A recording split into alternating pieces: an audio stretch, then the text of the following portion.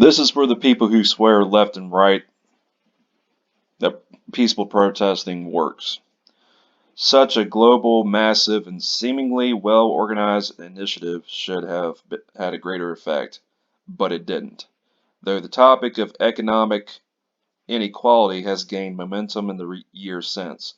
In practice, it is hard to find meaningful changes in public policy based on Occupy's proposals. By and large, the Occupy movement has now vanished from the headlines.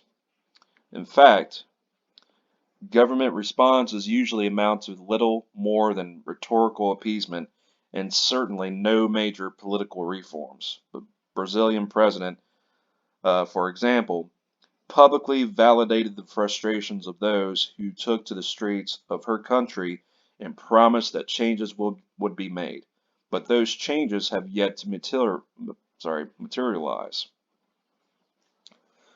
The reaction of the Turkish Prime Minister, um, his response was to the protests in his country is more aggressive. He accused the opposition and protesters of plotting a sophisticated conspiracy against him and tried to block Twitter and YouTube.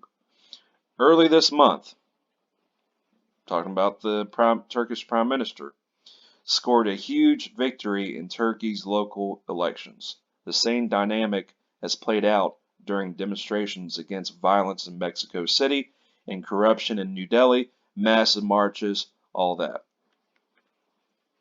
Why? Sorry, how can so many extremely motivated people achieve so little? Well, it's obvious. The government doesn't, the politicians don't listen. They don't. One answer might be found in the answers of an experiment conducted by Anders Kolding Jurgensen of the University of Copenhagen. In 2009, he created a Facebook group to protest the demolition of the historic fountain somewhere in the major square of the Danish capital. 10,000 people joined in the first week. After 2 weeks, the group was 27,000 members strong. That was the extent of the experiment. Sounds familiar because on Facebook I see a lot of Pro 2A Pro 2A guys, uh, Pro 2A groups, pro freedom groups that achieves very little. That was the extent of the experiment. There was never a plan to demolish the fountain. Kolding Jurgensen simply wanted to show how easy it was to create a relatively large group using social media. In today's world, an appeal to protest via Twitter, Facebook, or text message is sure to attract a crowd, especially if it is to demonstrate against anything really, that outrages us. The problem is what happens after the march. Sometimes it ends in a violent confrontation with the police, and more often than it simply fizzles out. Behind massive street demonstrations, there is rarely a well-oiled and more permanent organization capable of following up on a protester's demands and undertaking the complex face-to-face and dull political work that produces real change in government. This is the important point made by so-and-so, a fellow at the Center for Information Technological Techno, Technol, sorry, Technology Policy at Princeton University, who writes that before the internet, the tedious work of organizing that was required to circumvent censorship or to organize a protest also helped build infrastructure for decision making, strategies for sustaining momentum. Now movements can rush past that step, often to their own detriment. This guy on whatever Jay something said, peaceful protests work if those in power are willing to listen to it. History has shown, pay attention to these words, history has shown time and time again that when peaceful protests are ignored and met with violence, that the protests are no longer remain peaceful. He's right. He or she is right. Protesting doesn't work. You know why? Because the politicians, they don't listen to you. Just look at the last 5 years, starting with the kneeling at the national anthem to bring light to police brutality. This wasn't met with those in power discussing it. It was met with ridicules and people refusing to support the team and all that, the people who were kneeling and all that, thus leading to those kneeling getting removed and fired. More onto the pipeline protests. I think that's a good example right there. Pipeline protests that were extremely peaceful, which they were. On the anti-pipeline side, what we witnessed was that while they had held the ground and remained peaceful, the police gassed, pelted them with rubber bullets, killed multiple protesters, attacked them with canines, etc.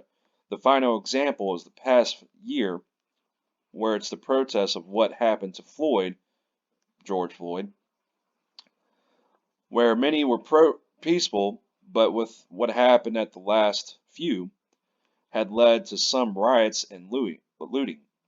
What we see is that it's not the riots and looters being attacked, but those who's protesting peacefully protesting being gas pelted with rubber bullets, nearly ran over, anti-protesters showing up trying to agitate the situation, aggravate the situation, well, agitate is also it too, and someone crossing state lines and killing 3 protesters. Okay, dude, as far as Kyle Rittenhouse, he had every right to use self-defense.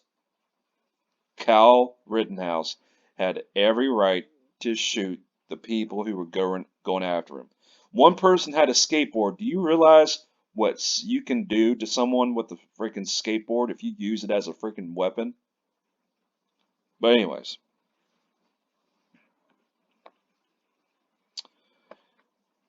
so with these examples and no sign of any changes happening, it would make sense that peacefully protesting doesn't work. Because if those in power refuse to listen, then why should the people remain peaceful? History is an even better example where it was violent protest. Well, it's no longer a protest if there's violence. Just got to correct you there. That brought true change. Well, you got a point there. Be it the American Revolution, the Civil War, which was started by John Brown raiding Harper's Ferry and killing slave owners. No, Civil War was started because the Confederates fired the first shot at Fort Sumter. By the way, that reminds me. The French Revolution, which was caused because the wealthy refused to listen to please the people and were starving and all that, in turn had people take justice into their own hands and execute the wealthy and all that. And the American Revolution, which, much like the French, was caused due to the people starving, and apparently someone in power didn't choose to listen, blah, blah, blah, blah, blah. I think you spelled Lenin wrong. Thus causing Lenin to step in and convince the people to revolt. This is why it's important for those in power to listen to the people, because in the end, the people outnumber those in power 1,000 to 1.